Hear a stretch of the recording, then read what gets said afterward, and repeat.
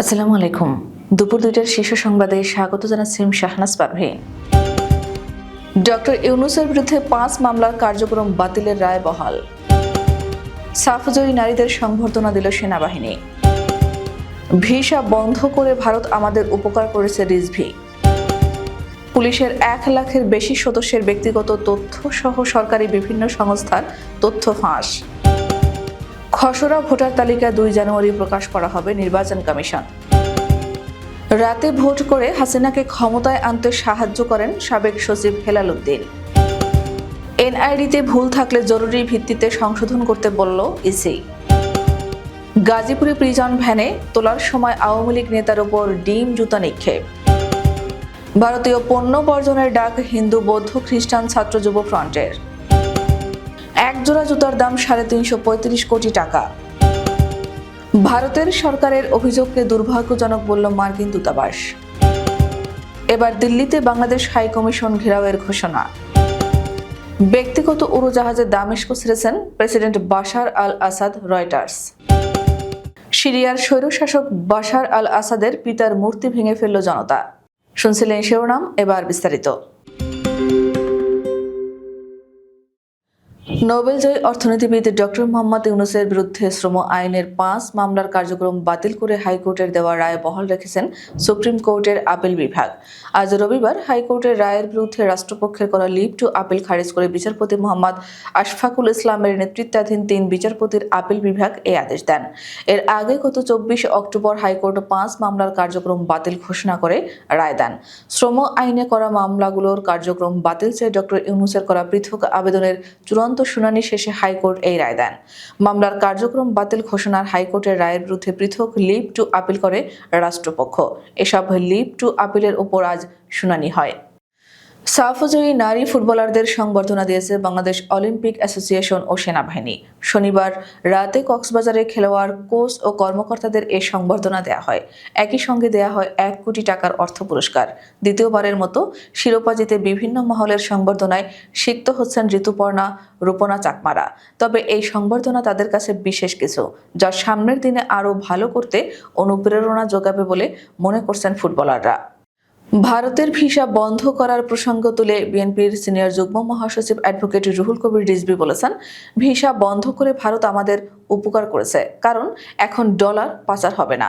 এর আগে অনেক টাকা চলে যেত ভারতে যেতে আসতে, সেই টাকা আর যাবে না। একই সঙ্গে তারা ভোগ্যপণ্য না দিলে আমাদের দেশের মানুষ বেশি পরিশ্রম করে ফসল উৎপন্ন করবে, এতে আমাদের রিজার্ভ বাড়বে।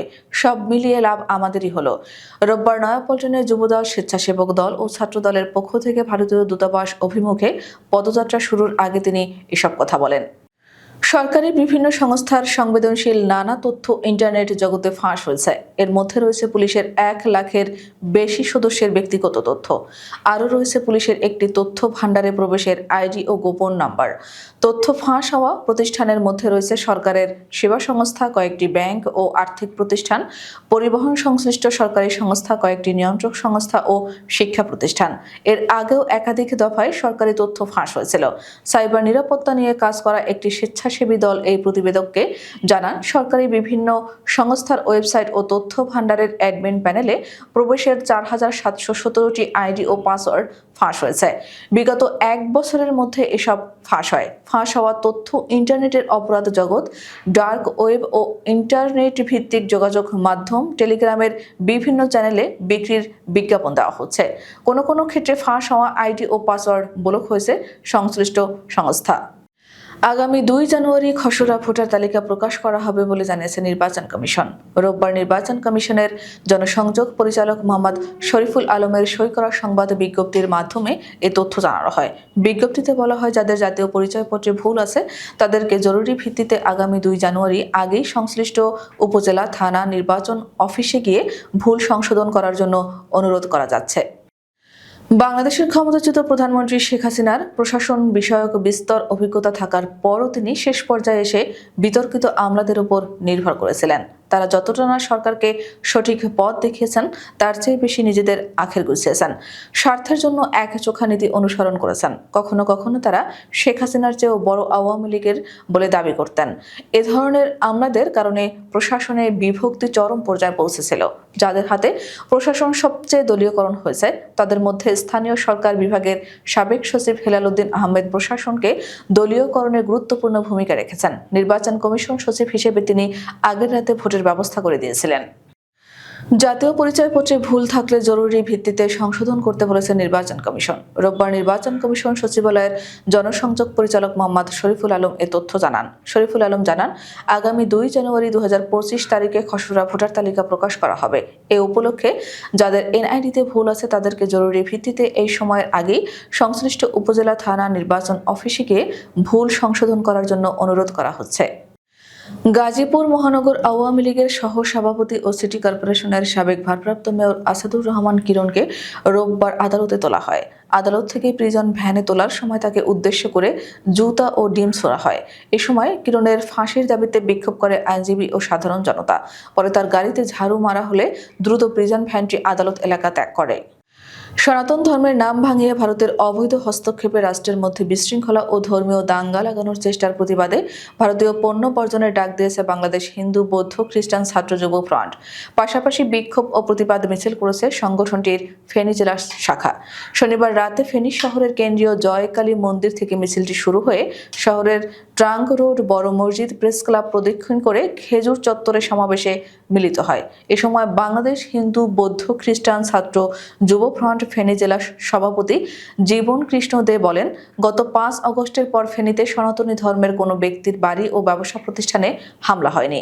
যারা আওয়ামী লীগ করে মানুষের উপর অন্যায় অত্যাচার করেছে তাদের দায় সনাতন ধর্মের লোক নেবে না। শিরোনামটি পড়ে নিশ্চয়ই ভুরু কুঁচকে গেছে।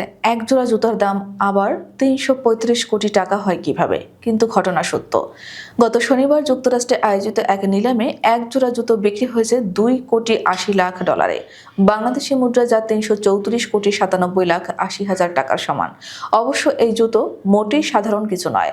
ক্লাসিক চলচ্চিত্র দ্য উইজার্ড অব দ্য ওজে অভিনেত্রী জুডি গার্ল্যান্ড পরেছিলেন লাল জুতা জোড়া। চলচ্চিত্রটিতে ব্যবহৃত জুতাগুলোর মধ্যে যে 4 জোড়া এখনো টিকে আছে সেগুলোর একটি এটি। বিখ্যাত এই জুতাটি একবার মিনেসোটার একটি জাদুঘর থেকে চুরি হয়েছিল। প্রায় 1 মাস আগে অনলাইনে নিলাম শুরু হয়, যেখানে জুতোর দাম $30 লাখ পর্যন্ত উঠবে বলে আশা করা হয়েছিল। কিন্তু পরে দেখা যায় ধারণার চেয়ে অনেক বেশি দামে বিকিয়েছে এটি।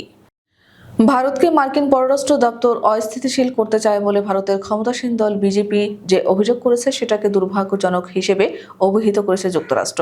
উল্লেখ্য, একদিন আগেই দীর্ঘ সোশ্যাল মিডিয়া পোস্টে ভারতের ক্ষমতাসীন দল বিজেপির তরফ থেকে অভিযোগ করা হয়েছিল যে মার্কিন পররাষ্ট্র দপ্তর ভারতকে অস্থিতিশীল করতে চায়। এহেন গুরুতর অভিযোগের পরিপ্রেক্ষিতে এবার জবাব এলো ভারতে অবস্থিত মার্কিন দূতাবাসের তরফ থেকে।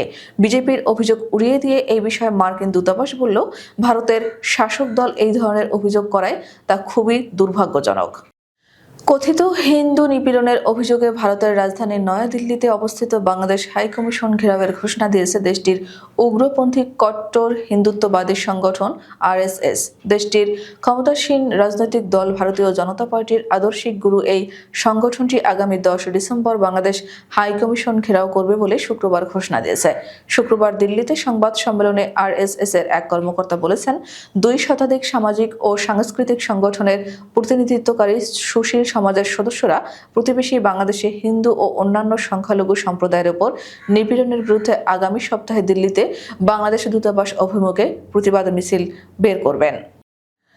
আজ রোববার সকালে বার্তা সংস্থা রয়টার্সের বরাতে বিবিসির সরাসরি সম্প্রচারে বলা হয়েছে, বাশার আল আসাদ দামেস্ক ছাড়লেও কোথাও গেছেন সেটা তাৎক্ষণিকভাবে জানা যায়নি।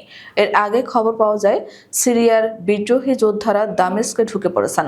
শহরটির বিভিন্ন জায়গায় গোলাগুলির শব্দ পাওয়া গেছে। রয়টার্স জানিয়েছে আসাদ একটি উড়োজাহাজে চড়ে গেছেন, তবে তার গন্তব্য জানা যায়নি। সিরিয়ার জ্যেষ্ঠ 2 সরকারি কর্মকর্তার বরাতে এ তথ্য জানানো হয়েছে।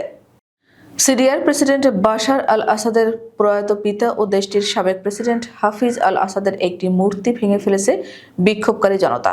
ঘটনাটি ঘটেছে রাজধানী দামেস্ক শহরের কেন্দ্র থেকে প্রায় 10 কিলোমিটার দূরে জার্মানা এলাকার একটি বড় মোড়ে। এক প্রত্যক্ষদর্শী ও কয়েকজন বিক্ষোভকারী রয়টার্সকে এ তথ্য নিশ্চিত করেছেন। এছাড়া সামাজিক যোগাযোগ মাধ্যম হাফিজ আল আসাদের আবক্ষ মূর্তি ভেঙে ফেলার ছবিও ভিডিও ভাইরাল হয়েছে। আমাদের পরবর্তী রাত 10টার শীর্ষ সংবাদ দেখার আমন্ত্রণ জানিয়ে এখনকার মতো বিদায় নিচ্ছি। দর্শক, ভিডিওটি শেষ পর্যন্ত দেখার জন্য আপনাকে অসংখ্য ধন্যবাদ। নিত্য নতুন সংবাদ পেতে আমাদের ইউটিউব চ্যানেলটি সাবস্ক্রাইব করুন ও নিয়মিত নোটিফিকেশন পেতে বেল বাটনটি ক্লিক করুন এবং আমাদের ফেসবুক পেজটিতে লাইক করুন। এছাড়াও আমাদের ভিডিওতে লাইক দিয়ে শেয়ার করুন। আল্লাহ হাফেজ।